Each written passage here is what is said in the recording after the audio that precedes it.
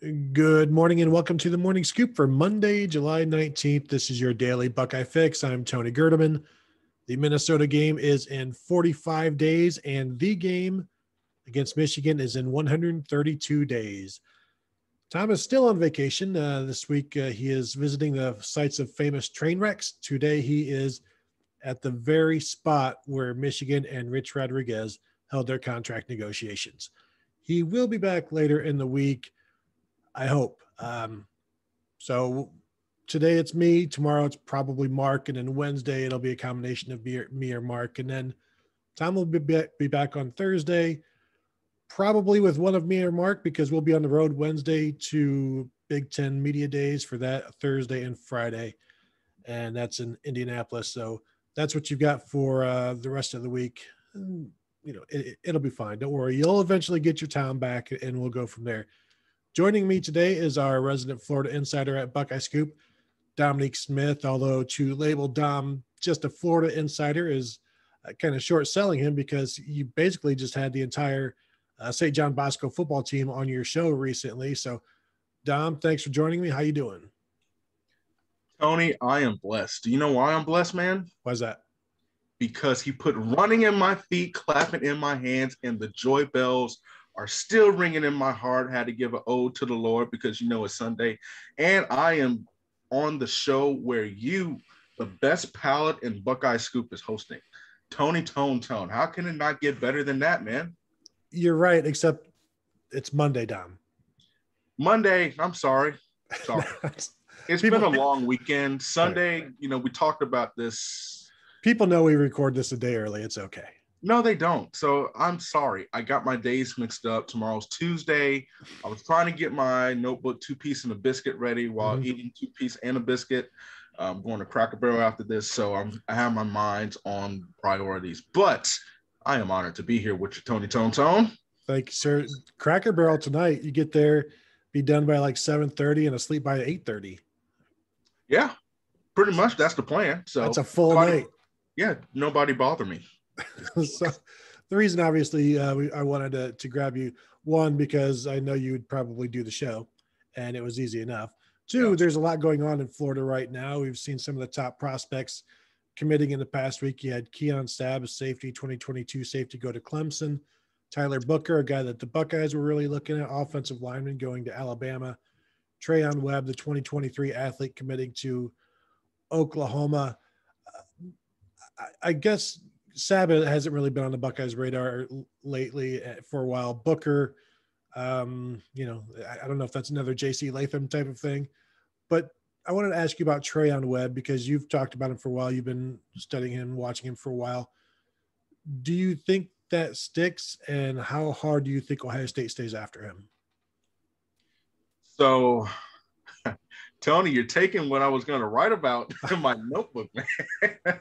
So, listen, this is a bonus for all of our viewers and subscribers. But here's the thing about Webb. He was committed to Georgia prior to decommitting, and then he opened up his recruitment, took a visit to Ohio State, loved it.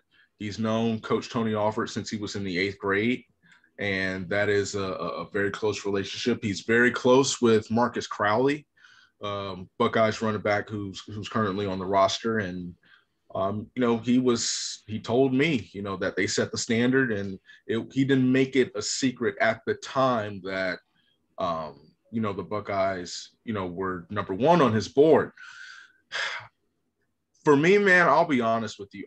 He could stick. He really could.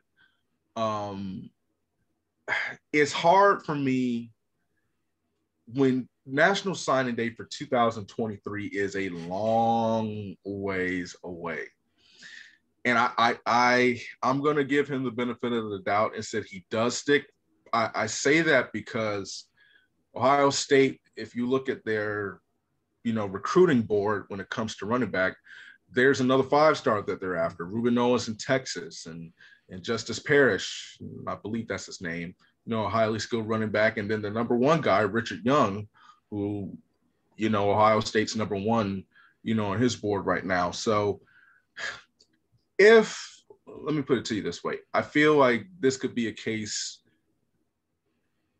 If Ohio State can get 2 of those, there might not be room, because we don't even know what the numbers look like, for 2023. There's a bit of a crunch, due to everything going on right now in the 2022 class, but we don't know. So for that reason, like I said, this is just so complicated. And he said that he wanted to get his commitment out of the way before his junior season. He didn't want to tarry. I personally thought that, he may wait until after the season, because usually that's around the time you start to see commits. But it's a long way till signing day. I'll give him the benefit of the doubt and say that he's going to stick. But like I said, if for whatever reason, it really just depends on how the running backs dominoes falls, man. If they can get 2 people up there, then, it's just an issue of space. But he's a 5-star running back. He's an incredible talent, a really good kid. He was one that Ohio State really wanted, and he was very interested in Ohio State. But, Oklahoma, ended up being his home. So it's a long way till signing day. So we'll definitely have to wait and see how that kind of plays out. Oklahoma is kind of sneaky in Florida. They haven't gotten anybody in 2022, I believe, yet, but they usually have like 1 or 2 or sometimes 3 if they get a good class at IMG from Florida. Go back to like Nick Benito at Aquinas, and in 2023 they're looking good with Trayon Webb.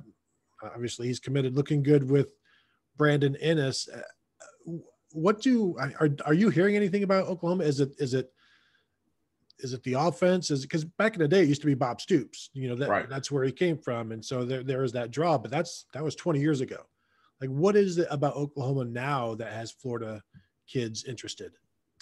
Well, for one, you look at their offense and they spread the ball around. They get the ball out, and then there's always going to be an elite quarterback to throw you the football. Same thing could be said about Ohio State. And I think, especially with Ryan Day, you can't complain about receiving recruiting if you're Ohio State. You're not going to get everybody, but you will get the best, and you're going to get elite players. They chuck the ball around, running backs, they utilize their running backs. They have a physical offensive line. They have guys that are always getting drafted in the first round. And there's a different energy. There's a different vibe. Lincoln Riley is a younger coach. And so, they've got a couple key pieces. DeMarco Murray, former NFL running back, Oklahoma standout.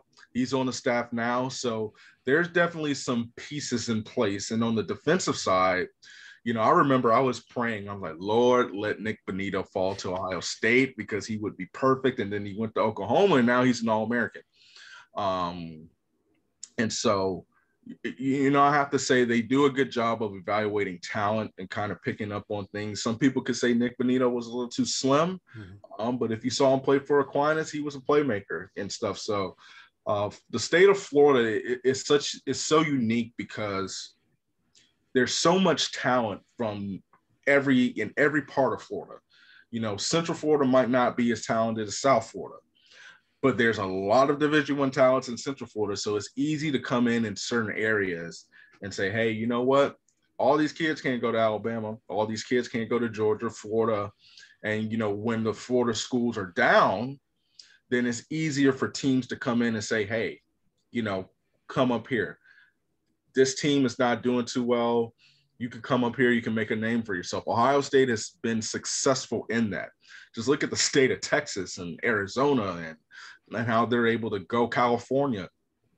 You talked about having the entire squad of St. John Bosco defensive side on there. Great group. Love Canes for whatever reason, but that's neither here nor there. Love the Canes toast.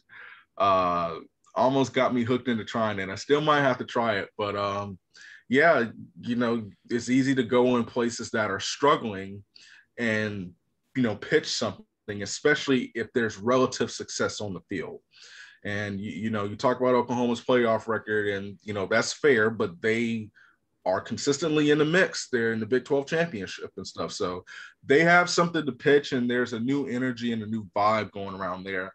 I think you saw that their little Sooner cookout thing when they had all the, fancy cars and all the former players and stuff come. So I think that's what's going on in terms of Oklahoma recruiting, especially down here.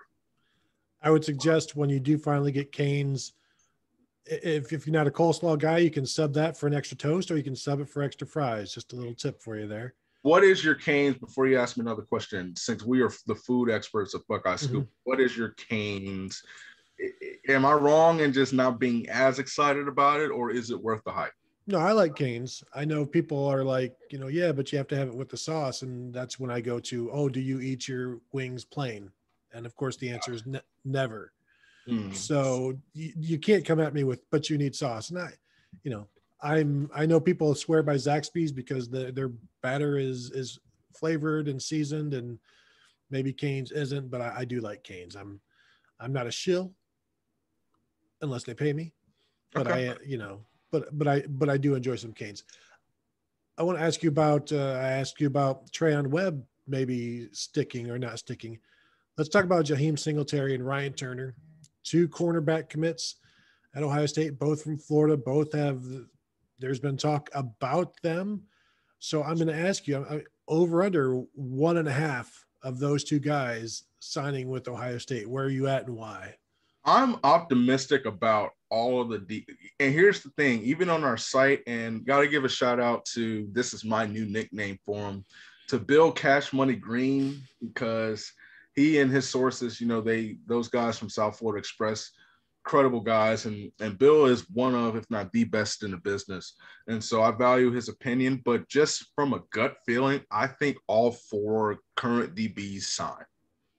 I really do. I don't know why I feel this way. And here's the thing about Florida and just the dynamics of it. If you're a talented player and you get out of the state of Florida, they're always going to come hard at you, whether it's the University of Florida, Miami, FSU. They're always going to come hard. There's always going to be this pitch to stay here. Jaheim Singletary is his own dude. He doesn't, the film speaks for itself.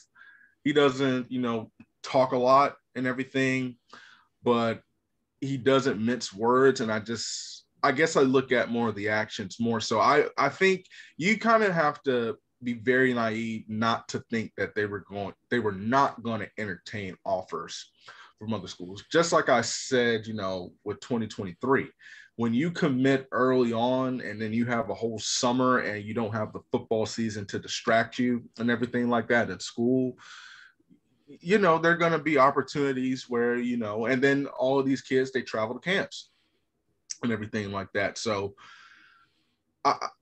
you would have to be very naive to think that they wouldn't entertain things and stuff, but I don't know. With Singletary, I guess his comment when he just said that he was upfront with Ohio State, that he didn't, take a visit and they didn't know about it. He called them, and apparently Ohio State reacted in such a way where it made him comfortable. This was his statement. And he said it's all cool, was not a big deal. So I don't take it as a big deal. I feel like Singletary's commitment is more of a Sean Wade kind of, that's the vibe that I get from it. I could be totally wrong, so please don't come at me if anything pops off, but I don't know. It's just that Sean Wade vibe. Everybody was like, oh, he's gone. And then you're just waiting, you're kind of waiting like for the phone to ring for the bad news. And you're waiting on the day. And then you get to the state championship. And I remember his quote was specifically, when I get up there, we're winning a national championship. He was one bad call away from that happening, but give or take, that's another debate for another day. But that's kind of the vibe that I get from this Jaheim Singletary recruitment. And the same thing with Ryan Turner. He's a quiet kid. He doesn't really talk, but he seems to be invested. I think he's going to take visits and everything. But I know I'm in the minority for this. I know I'm going to get some slack for this, and that's okay. I still think all 4 sign in December. I really do. For whatever reason, this is just such a weird year with COVID and stuff. And I think having the luxury, and I know this is a long answer and I apologize, but Turner and Singletary have visited Ohio State multiple times. It's not, the only thing is like you just you just meet the coaches for the first time. They met the coaches for the first time. Turner went up there with Kenyatta Jackson and a couple other talented Florida players and everything, and it seemed like they had a really great time. Ohio State's, listen, they can't rest on their laurels. They still need to go at these guys as if they were uncommitted and make sure that they feel like their priority. And there, you look at the depth chart, we're starting to build depth, but there's going to be some guys that are leaving and there's opportunity to come in and play and stuff. So I feel okay about it. It's going to be rocky. It's going to be uneasy. There's going to be plenty of wait by the phone moments, but I really do think that those are the four guys that the guys that are currently committed, those are the guys that are going to stick. I wonder if we keep the topic alive by talking about it so much. And granted, them visiting other schools is just going to continue to create the topics. I remember Sean Wade committed during the Alabama game or so of the January of 2015, and then by the end of the last 6 months or last year, everybody was like waiting for him to switch to Alabama, and it never happened. So yeah, it's a pretty good comparison. We shall see. Let's move to. It feels like there's only one Florida prospect left in the 2022 class that Ohio State is in on, really, and that's defensive end Kenyatta Jackson. What are you hearing about him? Would you be shocked if somebody else popped up? I guess I wouldn't be surprised at all to see somebody else in Florida pop up because it's Florida and that's happened in the past. We saw that with Marcus Crowley a couple of years ago. They offered him in like October of his senior year. So anybody on the radar? And then Kenyatta Jackson, is he basically the last guy right now in Florida? That is a tough question to answer because yes, there are people on the radar, but it's not a matter of, it's more of a matter of how much space will Ohio State have.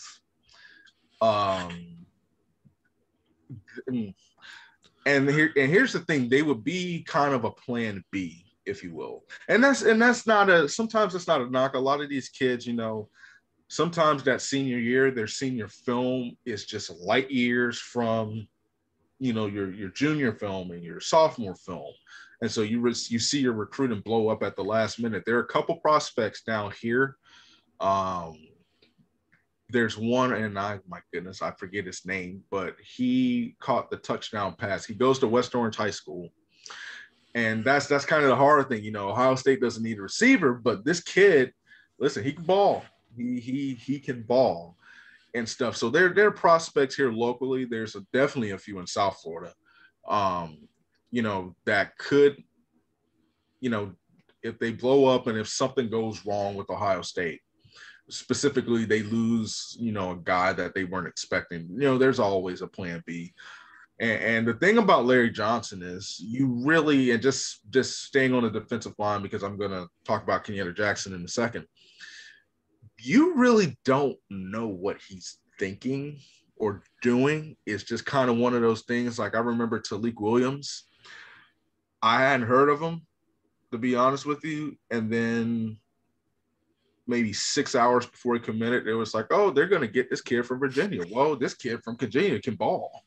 Like he's really good. And you see the reports, coming in from Ohio State that he's really impressive. Like he is legit and may see the field at a decent capacity this year. So you always have to kind of wait for those, moments and wait for those, players just in case. So I don't, like I said, there are players. It's just a matter of how much room will they have and what position, are they going to actively pursue, and now you have to add the element of the transfer portal. Do you want somebody that you have to develop, it's going to take 2 to 3 years to get them on the field, or do you want somebody that can come in and play right away? So it looked like you were going to say something. Well, I think it's going to be incredibly because there are going to be a number of seniors who blow up this year because last year was an impossible situation for a lot of guys. So like not just in Florida, but everywhere. And you wonder how many of those guys will end up at smaller schools because the bigger schools are full and they've got extra bodies already, and the depth charts won't look all that great. So you could have some really talented guys who blow up as seniors and then end up all over maybe the group of five or lower tier power fives. Like, Indiana may grab somebody, Michigan may get somebody, these lower tier schools. And so it'll be interesting to watch. Now let's move to 2023. Well, let me answer your question about sure. Kenyatta Jackson first. Oh, yeah, sorry. Because I forgot. And also, side note of that, Indiana is tearing up the state of Florida when it comes to recruiting and stuff. So that's going to be one to watch. Kenyatta Jackson, as far as I know, nothing has changed. It's between Ohio State and Oklahoma. If you see any rumor, any crystal ball from, I would say from the time another, I don't want to throw shade at anybody, but if you see any predictions, they're not accurate at this moment. Things could change by the time this airs. You don't know. But it's between Ohio State and Oklahoma for Kenyatta Jackson. So, yeah, they would definitely love to get him. Jackson is on the Buckeyes short list of defensive end that they're actively pursuing and that they really want, and that will be a home run get for Ohio State. But go on to your next question. Yeah, I wanted to talk about 2023 a little bit. Brandon Ennis, the number one receiver in the nation, looks like maybe leaning towards Oklahoma. There you got Carnell Tate as well in the state of Florida, who is maybe leaning more towards Ohio State with Ohio State and Notre Dame. Trayon Webb, as we mentioned, is kind of off the table at the moment. So where are you? How do you feel about Ennis? How do you feel about Carnell Tate? Both of those guys. What are the other and Ohio State's chances? Feel better about Carnell Tate right now than I do Ennis. But the thing about Ennis is you cannot count out Brian Hartline. He's proven that he will get who he wants and that they can come in and contribute. And if you're a receiver, the good thing about Ohio State is they don't play two receivers. And he teaches you how to play each and every receiver to be well-rounded. So there's a good opportunity, especially there's going to be some turnover. Specifically, the roster's a little short now, which is crazy because we weren't saying that 6 months ago.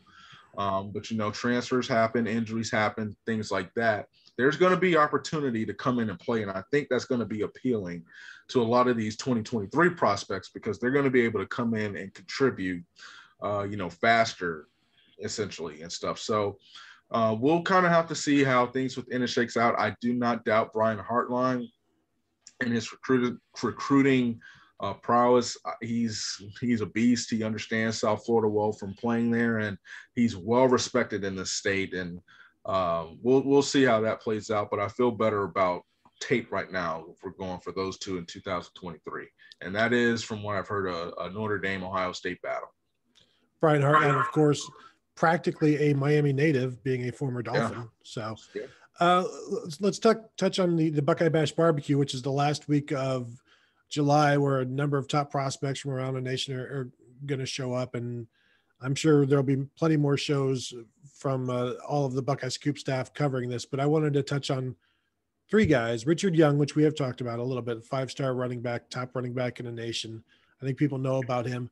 There are a couple of other guys who are going to be here as well, Derek LeBlanc and Peyton Kirkland. So just tell us about those two guys. I believe you talked to them, or at least talked to people who have talked to them. Who are they? What do they bring? That sort of thing, and Ohio State's chances there. Oh gosh, where do we start? So Richard Young doesn't need any explanation. Just go watch your favorite Avenger destroy people, and then imagine Richard Young running the football, and then you get him. He is a beast and a half. Tremendously talented tailback, very, very high on Ohio State. And I don't think people realize this. It is not cheap to fly from Florida to Columbus at any point of the year. So the fact that they're making this trip on their own dime and that they've been up there multiple times, that is huge for the Buckeyes. Talked about it today in the board. Go check it out. I'm sorry, talked about it yesterday on the board. Go check it out. About Peyton Kirkland. Peyton is a grown man. He's 6'7", 6'8", something like that. And he's an athletic guy who's learning the game and progressively just getting better. And I think he's going to have a dominant year. he's going to be up there. He's making a 2-day visit to Ohio State, the 27th through the 29th. I think it's really big that he's coming up there. He has ties to the Midwest as he's originally from Chicago, so there's no obligation to stay in Florida. He pretty much told me he's going to go where he feels, like it's home and everything like that. So if that's Ohio State, that's Ohio State. If it's, Miami or something, it's Miami. Derek LeBlanc, he's been on campus, 3 times? I think this is his 3rd time this summer. He's serious about Ohio State. He is very, very serious about Ohio State. He was, talking on social media. He just loved the coaches. He loves the vibes. Larry Johnson, who doesn't love Larry Johnson? And as far as a commitment, because I know people have asked me about that, he's not going to commit until he's ready. So there's no, detailed he's going to commit on. And it's crazy that it's July 19th. I just felt like it was like we just started this craziness. But, yeah, he's going to commit when he's ready. But Ohio State's number 1. And he is a high 4-star defensive end, strong side defensive end for Osceola High School. And he's a beast. He's there's nothing more to say. He's about 6'5", 6'6", something like that. And he has the frame to get bigger and explosive. And I believe if Ohio State wants him, Ohio State can get him. He certainly loves Ohio State. And I think, who was the other one? I think that was it. Well, it was those 3, and then I'll ask you about John Walker here in a second. But LeBlanc is the number 50 player in the composite. Peyton Kirkland, the number 125 player in the composite. And as you mentioned, Richard Young, I think, is the number 1 running back. But John Walker, another defensive lineman, don't know that he's going to be at the barbecue, but here's the last guy I wanted to ask you about. Tell us about him. He's a grown man. He 6'4", 290. If you just watch his film, it's a horror movie. And he is I'm very, very high on John Walker because he's an outstanding football player.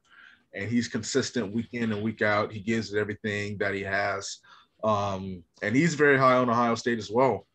And, he told me he enjoyed his time up there. So it could be 2023. I'll tell you, man, it could be very interesting for Ohio State because there's a lot of Florida prospects that are really interested in the Buckeyes that they're high on, and it's, vice versa.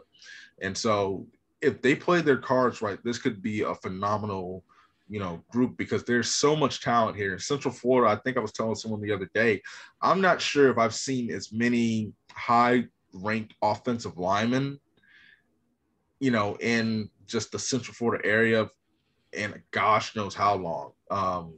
TJ Shanahan, he holds a Buckeyes offer, and it remains to be seen. If the Buckeyes really have a chance at him. It just depends on if he could get on campus or not, I believe. Peyton Kirkland, he's coming back up to campus, and there's just a lot of athletic ability. There's a lot of talent, and I think it could really – they would pair well with what Ohio State is looking to do. You want those big, physical, athletic offensive linemen. You're going to get that with Kirkland, and I believe that he's a tackle. That's another thing. I do believe he could play guard, but I do believe that he's a tackle. You talk about, you got a 3 technique potentially, and he could probably play 1 to John Walker, and then you can mix around, Derek LeBlanc. So, those that we mentioned going to the Buckeye Bash, like I always say, if you make this trip from any part of the state of Florida to Columbus on your own dime, then you are interested in Ohio State. And those that we just talked about, they're very interested in Ohio State. And Walker is the number 88 player in the composite. So thanks, Dom, for doing the show. Tell people where they can find tell them about your podcast, your notebook, let them know where they can find you. So my notebook, it is called 2 Piece and a Biscuit. It is a recruiting notebook where I talk recruiting, things that I hear, things that I feel like needs to be said. And then obviously I try to educate the human race on how to properly cook chicken by giving tips, advice, so on and so forth. That features on Monday nights. So tonight at 8 o'clock, if you are near your computer, make sure you go on Buckeye Scoop. And I have a couple of interesting nuggets in there as well, figuratively and literally.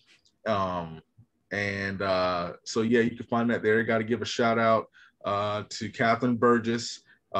She did the logo design, so that's going to be on there. And then I forgot the name of my web show, Beyond the Shoe. Mm-hmm. I was going to remind you. Yes, brother Tony Tone, as well as Bishop Orr and Alex Gleitman. I forgot AG. Mm-hmm. They've graced the show. They're going to come back on the show again at some point. But we interview players, we interview coaches, we interview pretty much anyone. We talk life beyond the shoe, meaning life beyond football, and we try to educate them. And then if you're on Twitter, you can follow me at @DomSmith_news. You can see Tony and I going back and forth over his ridiculous food takes. My man puts ketchup on brisket, but the Lord still loves us. He died for us all. So it's all good. So yeah, if you want the latest content, you want the latest intel, comedy, food, all of the above, you need to become a subscriber on Buckeye Scoop, because if you're not, you do not know what you're missing. Thank you for doing the sell job there, except the ketchup on a brisket is a joke. I don't really do that. Okay. So people are going to take this literally. But I know you don't, but I have wanted to use that Bernie Mac GIF for like 72 hours. So I was like, this is the perfect opportunity to do it. Tony does not put ketchup on brisket. His palate is not as bad as we roast him for. Thank you. And now we have a title for the show. We got a title for today's episode, Dom. So thank you for joining me again. That'll do it for today's episode. Like I said, Mark will be with you tomorrow. You will eventually get your precious Tom Orr back, so please stop sending the emails and the letters. He'll be back. And as mentioned, it's going to be a busy week, busy 10 days or so at BuckeyeScoop.com. We got Big Ten Media Days. The basketball tournament is kicking off this week, and we'll be here. There's going to be some games here in Columbus as well that we're going to try to get to this weekend. Then, of course, you've got the Buckeye Bash Barbecue here in a bit. So if you are not yet a member at BuckeyeScoop.com, now would be a fantastic time to do it. If you are a member, you know exactly what I'm talking about. Also, if you're listening to, if you're into Ohio State podcast, you can find all of our shows at any platform just by typing in and searching Buckeye Scoop, and you'll get our entire feed there for your perusal. YouTube.com/Buckeye Scoop for all of our videos, highlights, interviews, shows, all there for you for free. So thank you all for listening and watching, and we will talk to you tomorrow morning.